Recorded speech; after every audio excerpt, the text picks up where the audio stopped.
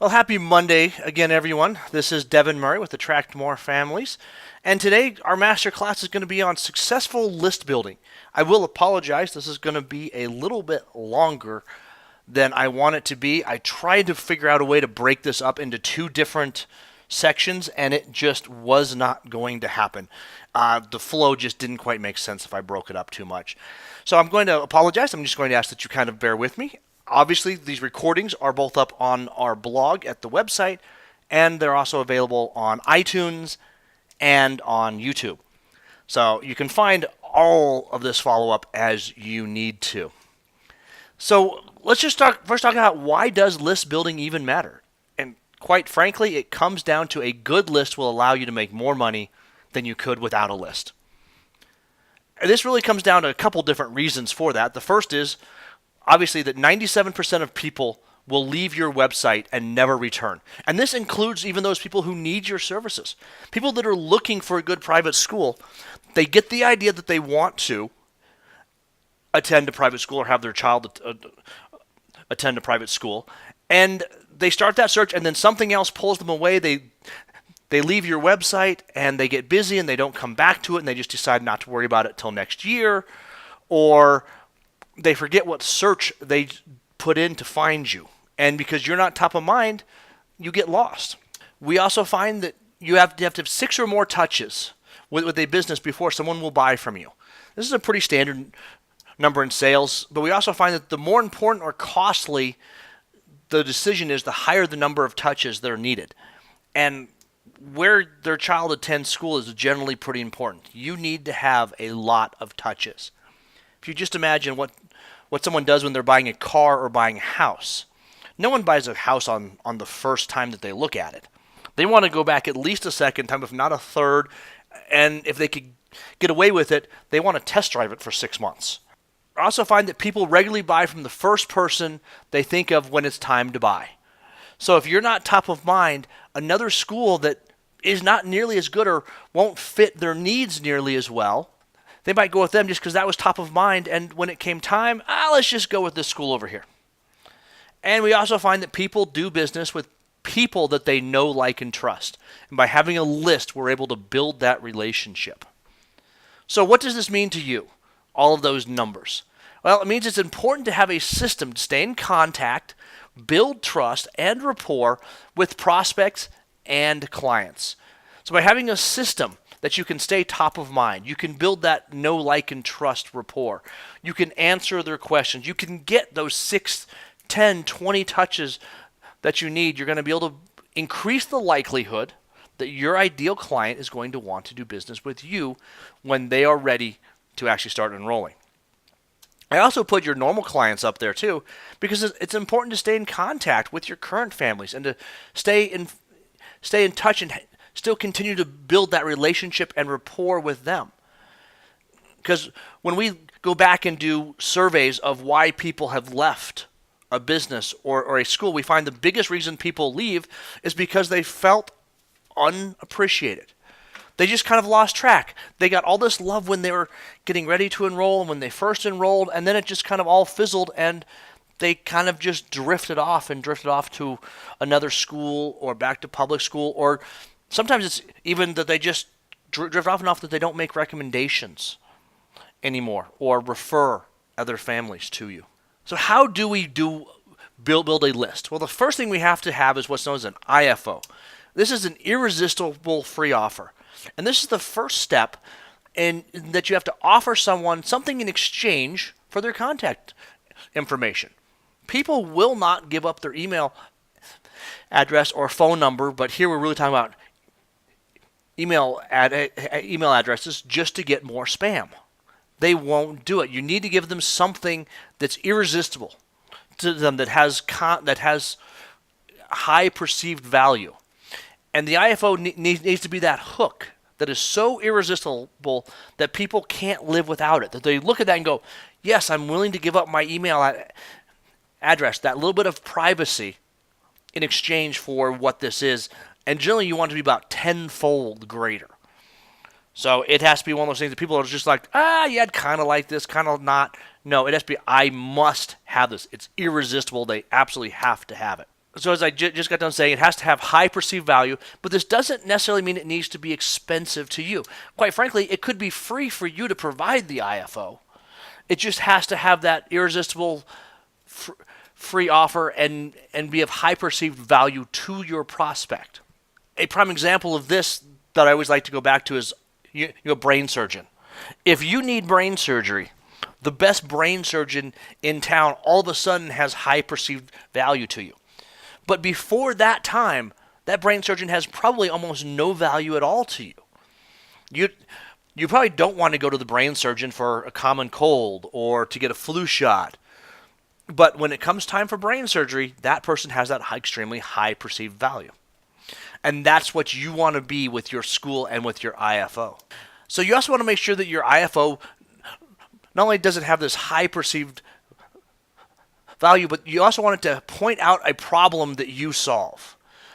You want the IFO to be about education and children.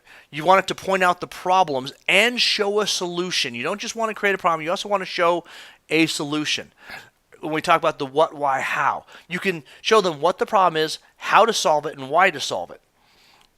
And obviously, hopefully, the solution is your school. You also want to be somewhat self-serving with these, because after consuming the IFO, you want people to better understand the problems they face and how to best solve them. So you do kind of want to agitate some problems.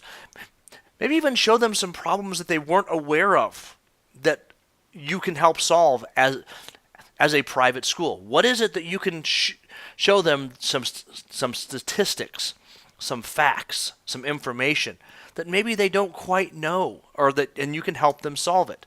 As an example of kind of what a bad IFO would be, you could have a free report on career advancement. Now, this could be extremely helpful to parents, because what parent doesn't want to have a career advancement so they can make more money, they can live in a better house, they can provide better for their family. But this is not a good IFO because it doesn't show the problem and the solution that you solve. So even though it might have high perceived value, it's still not a good IFO because it doesn't show the problems that you solve. Whereas a better report might be a free report showing how to get homework done without hassle. And this is especially good if you have a system for doing homework that makes the parents' lives easier. You also want to make sure that your IFO is difficult to find information. You don't want it to be something that can easily be found by the prospects when doing a quick search. A general rule of mine is they should not be able to find the information that you're providing within the first 2 pages of a Google search on the matter.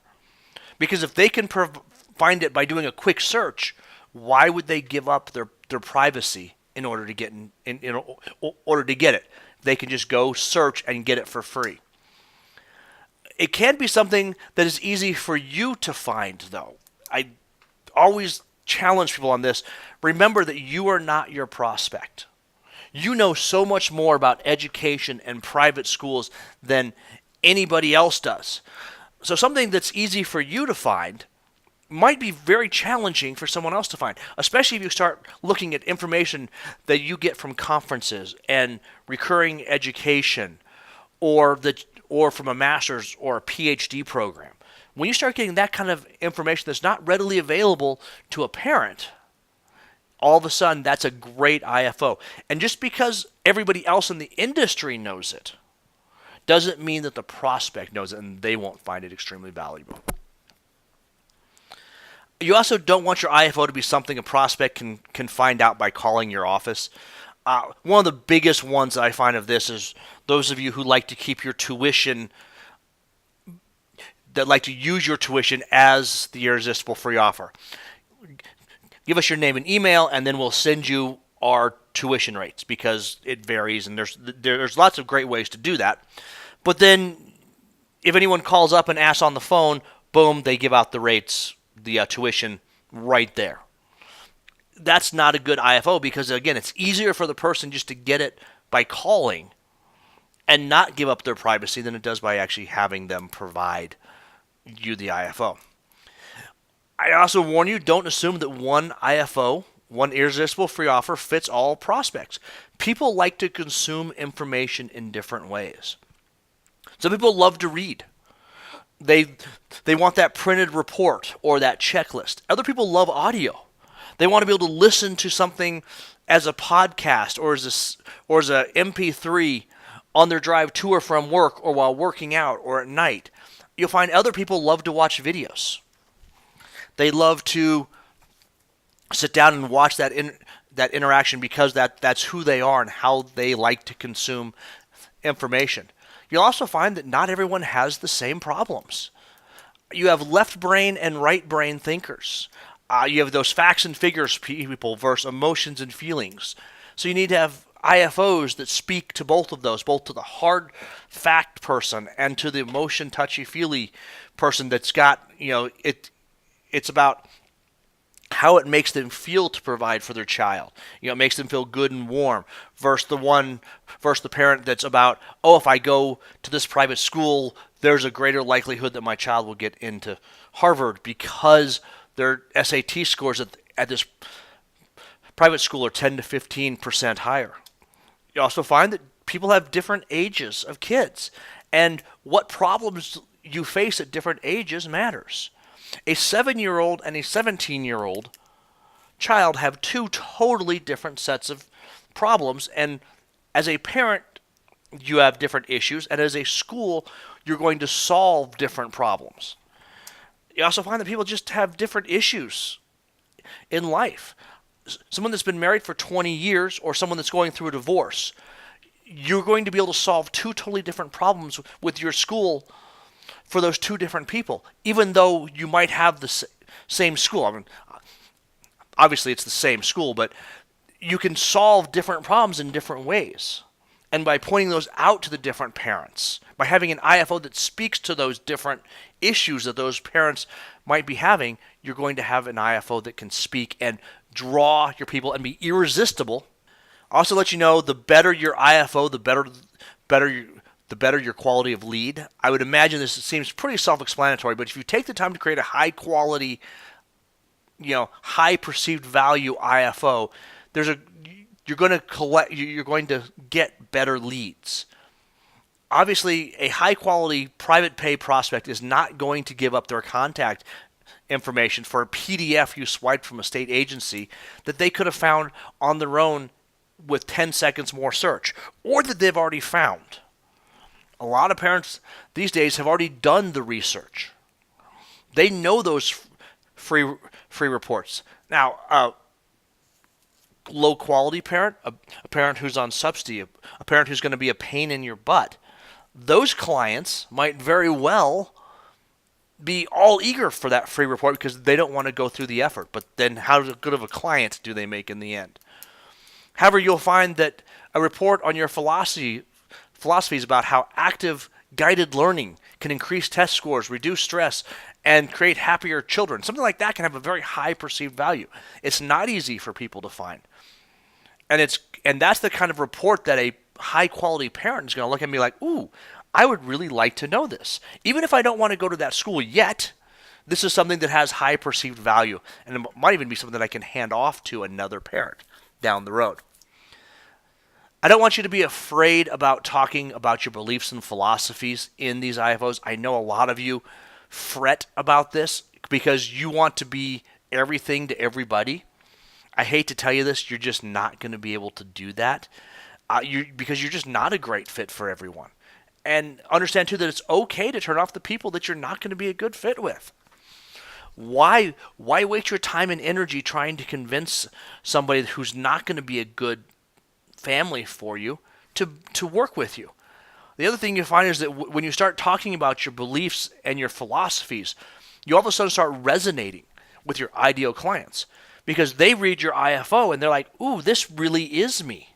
They understand my problems. They understand what I need and want. Then that helps you bond with them and essentially collect your ideal, high-paying, easy-to-work-with clients, and you kind of get the ones who are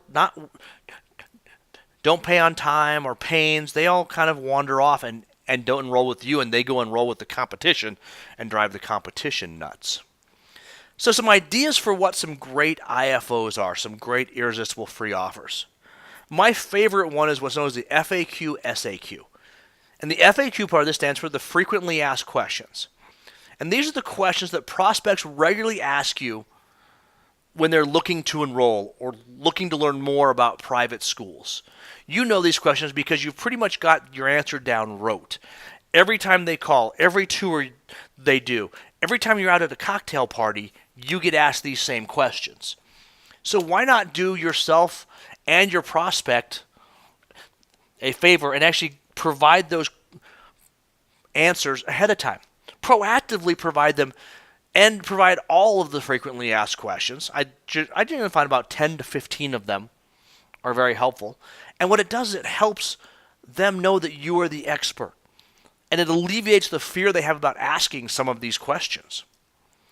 The second set of questions that I always like to have asked, which is a part of the FAQ SAQ, is the should ask questions. And these are the questions that you wish people would ask.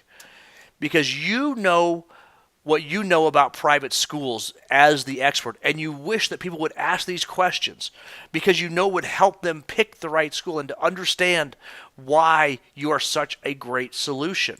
And to make the right choice, these are the questions that prospects should be asking. But because they don't know what you know, they're not asking them. These are the ones that I almost I almost want to scream when I'm talking to a prospect because they're not asking these questions. And I know that they're asking the wrong question. That's not going to give them the answer to what's the right school choice for them and their children. What they're doing is they're asking the easy questions, but they don't know any better.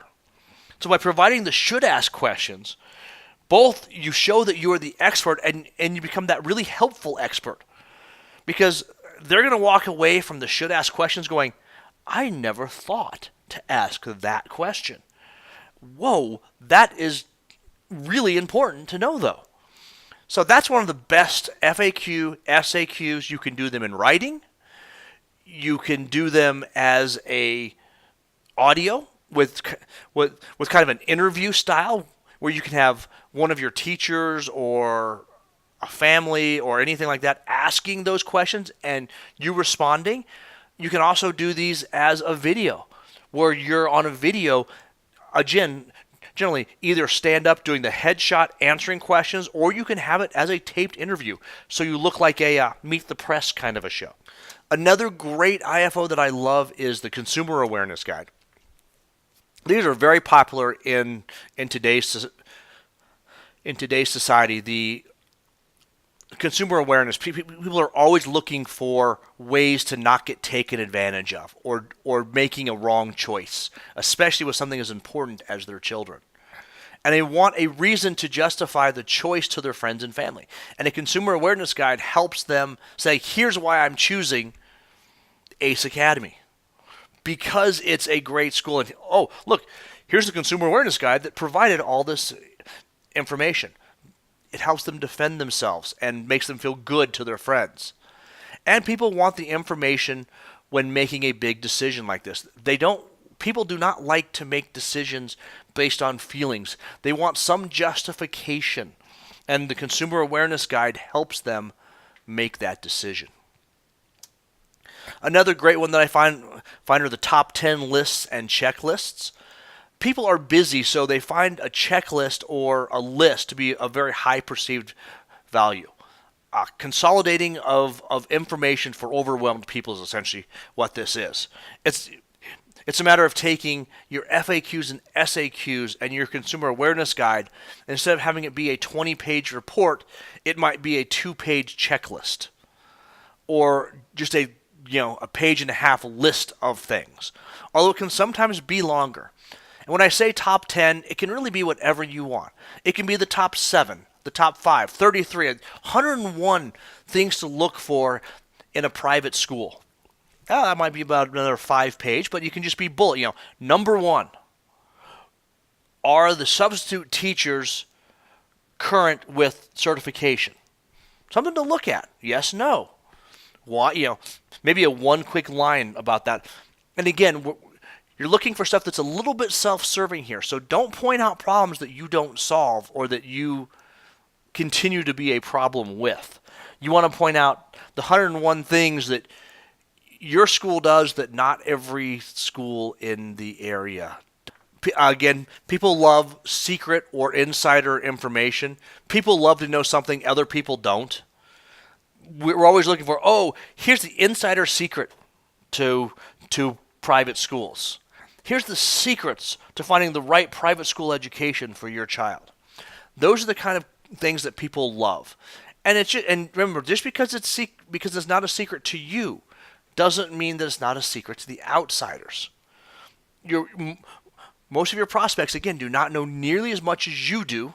Another great IFO, I especially love these seasonally, is an activity guide. And this is what activities or places in town mesh well with your philosophies.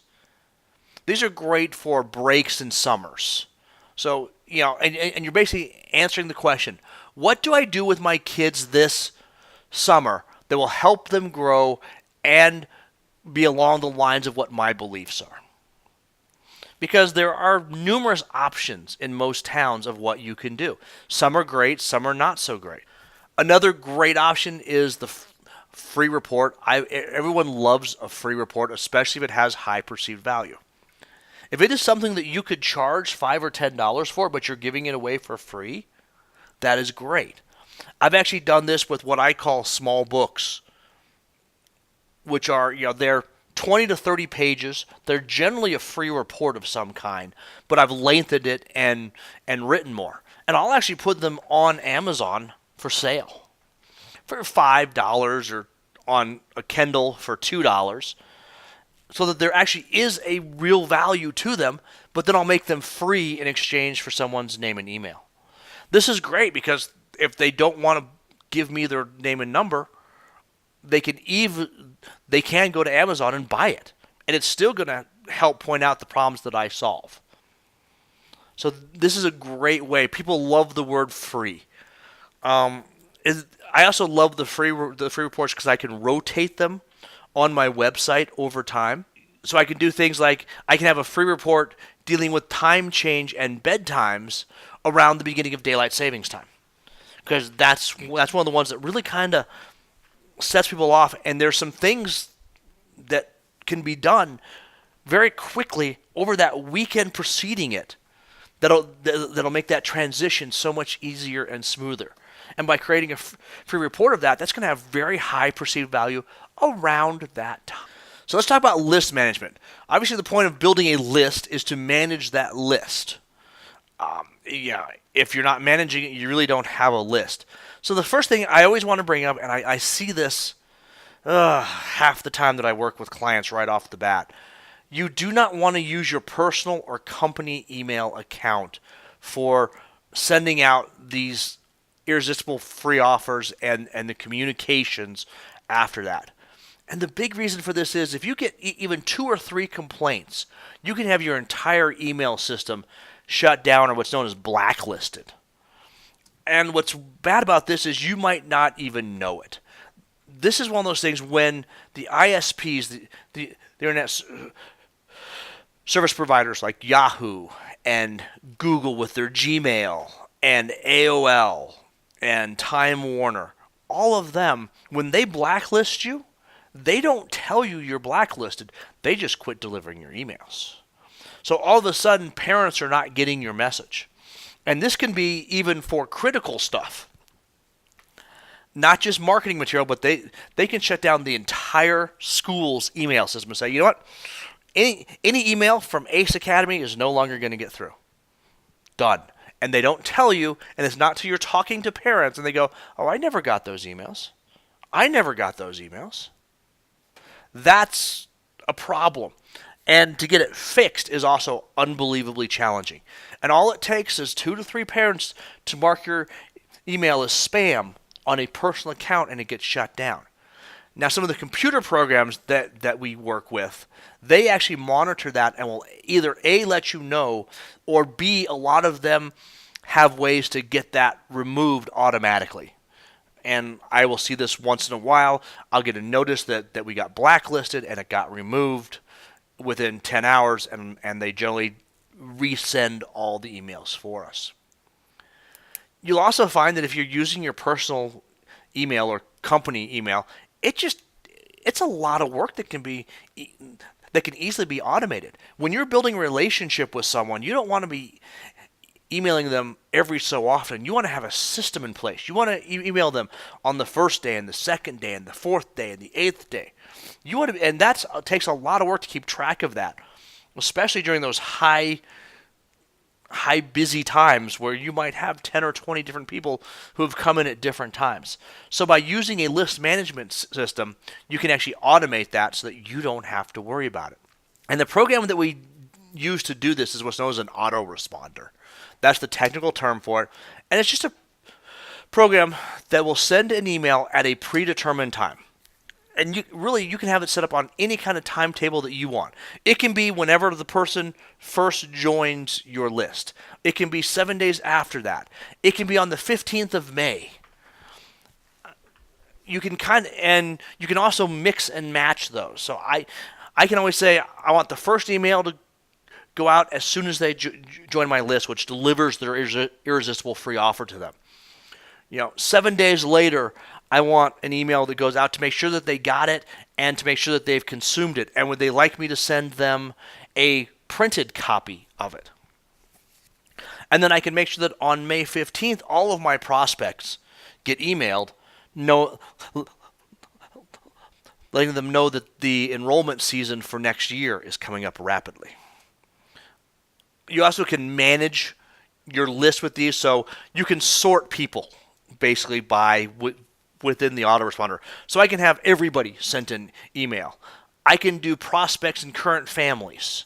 I can separate those two and say, I want this email to go to all the prospects and this email to go to only current families. I can also break it apart and say, any prospect who responded to this specific report, I want them to be sent this email. And this can be really powerful because people have opted in and downloaded a report for a specific reason.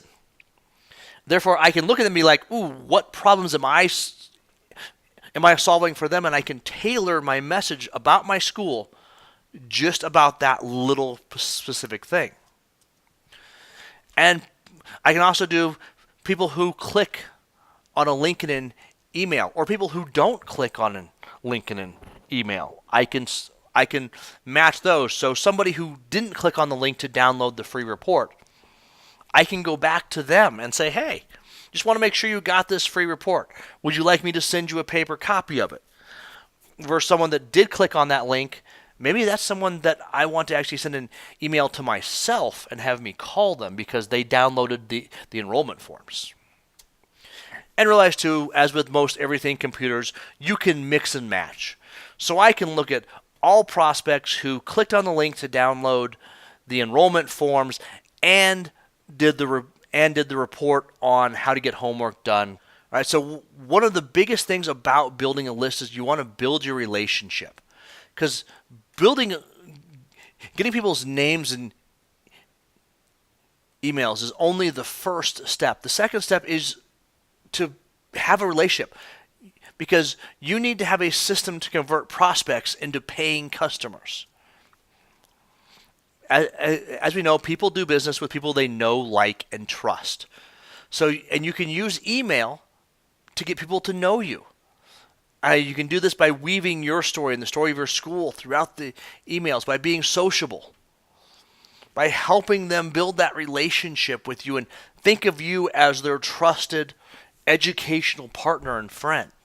Even if they've never met you, just by the emails you send out, you're going to be able to build that relationship. So to do this, you need to have a couple of things. The first one is you need to have informational content. This is that useful stuff, how-to stuff. What do you know about education that a prospect would find useful, helpful, empowering? You also want to have entertainment content. This is let people get to know you.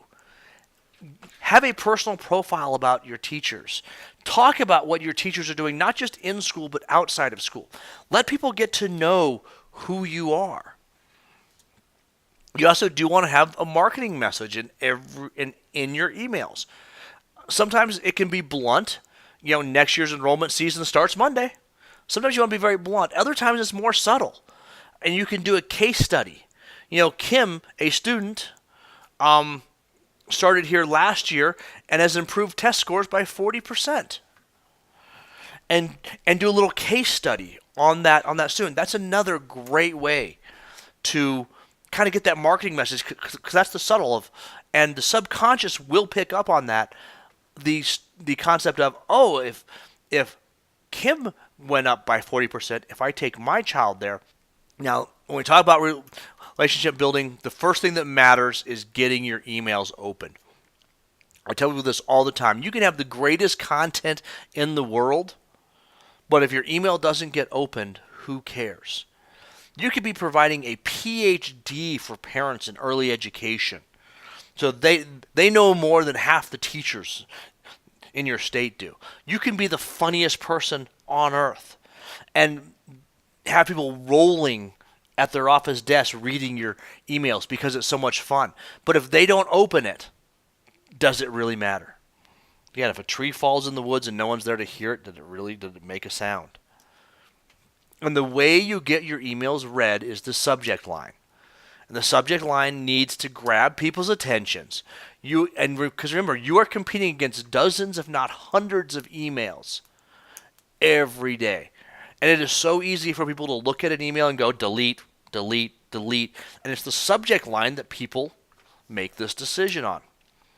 And you need to let them know or hint at what's in it for them, because people are inherently selfish. That's just who we are. It's not a bad thing. So you want a subject line that gets people's attention and then lets them know that there's value to them in opening that email. Some of my favorite are, finding the right private school for your child does matter. Think about that. If you were looking for a private school and you got that email in your inbox, would you possibly stop and think about it for a minute and open that up and at least start reading it? How about, who's smarter, kids or dogs? If you got that in your email box, especially if it's from a trusted source, would you at least not open it to figure it out? Another one that I love is 5 surprisingly easy ways to make kids smarter. Great subject line, especially for an educational institution. You're going to help educate people to find out how to make their kids smarter. People are going to open that email. It's going to catch their attention. Another great way to build the relationship and to get those emails open is to personalize it. And most of these autoresponder programs, you can actually insert someone's first name or last name or about in any data point that you have. So you can say, Devin, finding the right private school for your child does matter. That's going to at least get someone who is skimming down a list to stop and look at that and read it and open the email. Once you've got it opened, that's the big battle. You can then build the relationship through the great content that you have. So now I did talk to you about a system for doing the emails, and it really is a system. And the first 1 to 2 months of emails really should be scripted. These are really the most important in building a relationship. It's that old adage of you only have one time to make a great first impression. You also only have a little bit of time in order to build that relationship and get people to know, like, and trust you. So you have to do that in the beginning. So put a lot of effort into that first month or two and figure out the path you want things to go. Now, after a first couple months, people will begin to forgive you for small mistakes or errors. Once they've gotten to know, like, and trust you, then they go, oh, Ace Academy and Devin, they're great. This must have just been a small typo. Or, that was actually kind of a boring article this week. But I know that most of the time he has great articles, so I'll read the next one anyways. First, if your first article bombs, if your first email to a parent bombs, they may never open another email from you again. So again, just put some thought into these first month or two of emails, which is why I say let's always script our first month or two And then from there on, I allow parents to get my unscripted, I send them every other week newsletter, informational content kind of stuff.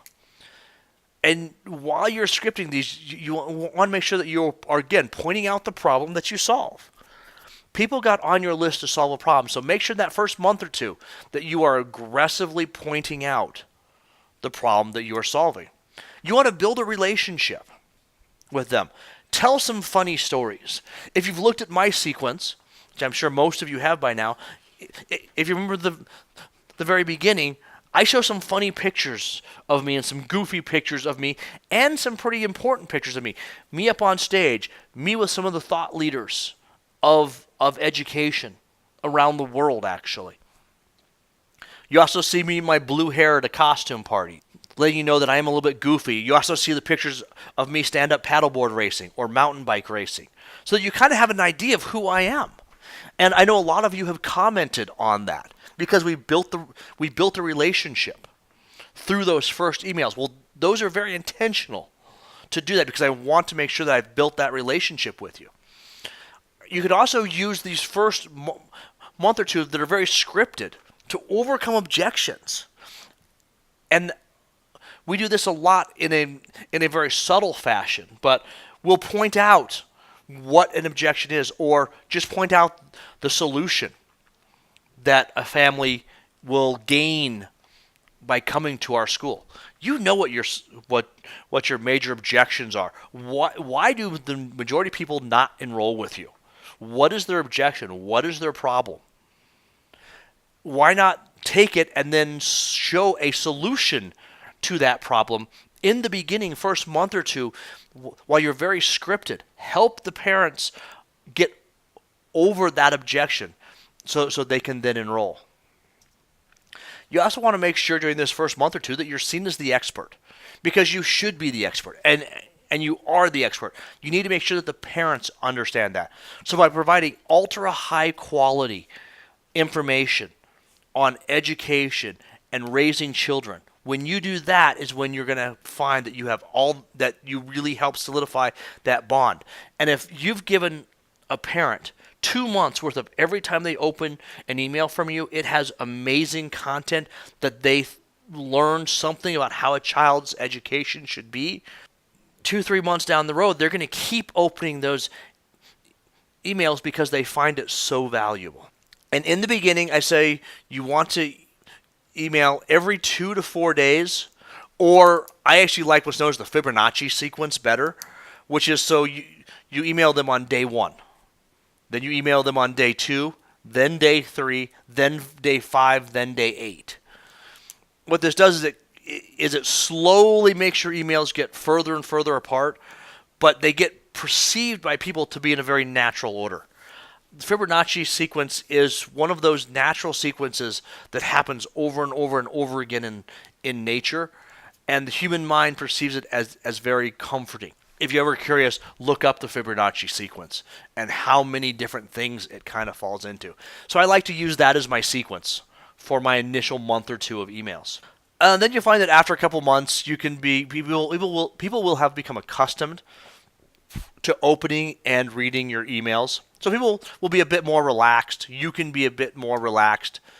If you can get away with a small mistake or an error or maybe an educational article that's not quite as informative as your first month or two's.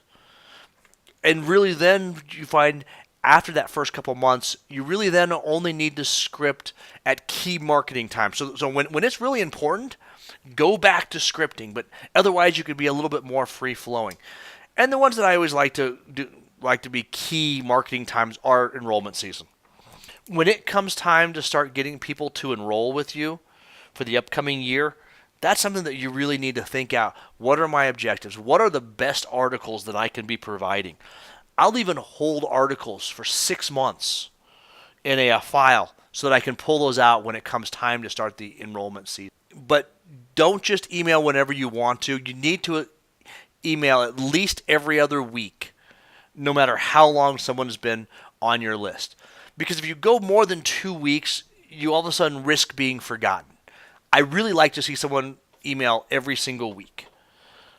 you all know that I put out this masterclass every Monday. I've got an author that I follow who I know is going to send me an email every Friday. And it does several different things. If I do not get that email on Friday, I know something's up, and I will check to make sure I didn't delete it or that it didn't hit my spam folder. Because that's a piece of trusted information. So I do that very often. So by keeping it consistent, people know it's coming. If you only email every so often, I deal 2 weeks here, 3-4 weeks over there, people are going to not be accustomed to your emails. And then when it shows up, they're going to have to remember, oh, who was Ace Academy? Who was this? Why are they sending me an email? And the easiest thing for people to do is to simply, all right, so I want you guys to start your list building now. Realize that you will be more successful with a list than without it. Even if you only do a little bit of list building, it will pay for itself. You will be more successful because of it. And again, this is because 97% of people will leave your website even without calling you, even those who want to do business with you. It takes 6 or more touches in order to get someone to do business with you. And it's about building a relationship. By having a list, you can build a relationship and know that people do business with people that they know, like, and trust. In IFO, you need to make sure that you have an IFO. That's where list building starts. It's an irresistible free offer that has high perceived value to the prospect. Such a high perceived value that they're willing to give up a little bit of their privacy, i.e. their email, in order to get in touch, in order to get that IFO, that thing of high perceived value. You want to make sure that you're building the relationship. It's all about the relationship. People do business with people that they know, like, and trust, that they have a relationship with. And you can do this automatically and easily by using email. And the tool to do that is an autoresponder. You want to make sure that you sequence that first month or two. And you want to make sure that you have information that's informational, entertaining, and that has a marketing message to it also. Don't forget to have all 3 of those in every single email, even if it's just a little bit in each one, because that's how you're going to build that relationship, build a list, and then when it comes time to get enrollments, you're going to be in the driver's seat. So what question can I answer for you? Just let me know. I've got a bunch of these already lined up, but I'm just curious, what questions would you like me to answer in an upcoming masterclass? You can email me at devin@attractmorefamilies.com, or you can go on my website, find my contact information, fill out a form, contact me, see what I've already answered there. But if I haven't, let me know, and I'll be more than happy to, as I can, answer the questions that you all might possibly have and that I can help you with. Because that's what I love doing. I love helping private school owners and leaders grow their enrollment and get the marketing right so that they can help more kids in their communities. So with that, thank you again for another wonderful opportunity to teach a master class to you. Everyone, take care. If you have any questions, let me know. Otherwise, I will talk to you all again next Monday. Take care.